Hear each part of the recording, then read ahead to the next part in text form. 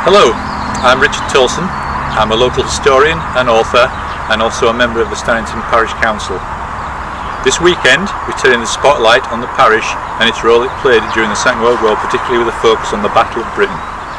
For one day only this Saturday we'll be bringing back the sights and sounds of the 1940s, things that happened 80 years ago in the parish, trying to represent what it was like to live in the parish at that time.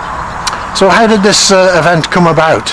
Well, we held a similar event in 2018, as some people might remember, which was incredibly successful, and we were encouraged to hold another event. Now, it was meant to be in 2020, which was the 80th anniversary of the Battle of Britain, but unfortunately COVID got in the way and it got postponed once, then it got postponed twice. So here we are in 2022 and hopefully we'll have a good day this time. Tell us about some of the things that people will be able to see and do on the day. Well, undoubtedly the stars of the show will be two replica World War II aircraft. We have a Spitfire and a Hurricane, which are coming up from Kent from a company called War and Peace Display, so we're very excited about that. And there'll be numerous different reenactment groups. There's some Americans, there's Home Guard, there's general soldiers. We've also got a group called the Whiz Bangs who'll be doing a firing display, not live firing, but a very noisy display of World War II weapons. So that'll be happening down on the Village Hall field. That's one of 3 different areas that you're using, I believe. So, it is, yeah. And what's going to be happening on the other sites? Okay, well, the St Mary's Church in Stannington, there's going to be a display by the art group and a flower display by the flower group as well. And the other site that we've got is here at Lough House Farm, which is going to be sort of an evacuation experience for children. There were children evacuated from Cowgate School in the war up to Stannington and went to various farms in the parish. And so we set up the theme up here of a 1940s farmhouse, 1940s schoolroom and a 1940s village shop. And we've also got a vintage bus which will be able to travel up and down on. So it's to sort of give the children a flavour of what it was like to be evacuated in the Second World War.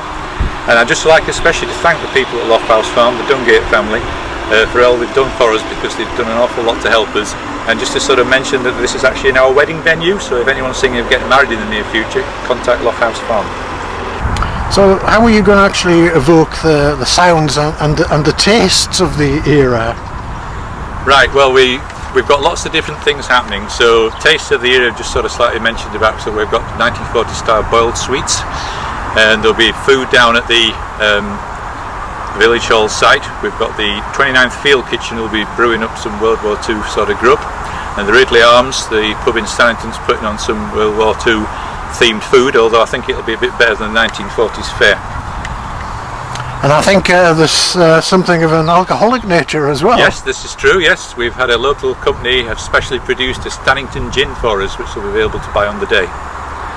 Now, all this, I'm sure, must have taken a lot of hard work and been quite expensive to organise. How have you managed to do it all? Well, yes, it has been a lot of hard work. We've not got a very large committee either, but we managed to get some Heritage Lottery funding, which we did for the last event as well. We've also had a lot of local support from people in the village and the area, and particularly from the Parish Council in Stannington and also Northumberland County Council. I believe that you plan to round off the day in style. Yes, that's right. There'll be military vehicles up here at Lough House, and they'll be doing a parade down through the village at the end of the event to sort of mark the end of the event. And we also will have an appearance from Winston Churchill, who will be around throughout the day, and he will give a rousing speech to send everyone off home. So if people want to learn more about Stannington in the Second World War, how can they do that? Well, actually, I wrote a book, I wrote a series of books for the First World War event, and I also produced one for this event. It covers the period from 1930 to 1945, and it looks at what was happening on the home front at Stannington, and various things that people probably aren't aware of, like the RAF base at Tranwell, and also, what sort of soldiers serving in the war, although we don't have as much information on the Second World War yet, unfortunately, because a lot of it's not been released by the archives. And this will be available on sale on the day. Alright, what's the book called? The book's called Stannington for King and Country, 1930 to 1945. So, when does the event start? How can people get tickets, and how much does it cost? Okay. The event starts at 10 o'clock on Saturday morning and runs till 4. We'll probably be closing entrance at 3 just to sort of get everything cleared, because we don't want people coming in at the last moment. Entry is £5 for adults but free for children. There are 2 different entry points. There's a point here at Lough House Farm, you can come in and pay, you'll get a wristband to prove you've paid, and the same down at the Village Hall if you go there first. And I suppose all people will have to do is turn up and enjoy themselves. Yes, that's the idea. We hope people will come and have a really good time and see some really fascinating things. Maybe get some selfies with the soldiers and that sort of thing. And what about the future? You've had 2 events of this nature. Might you consider doing it again, or is it too early? Not at the moment, no, but never say never, I suppose.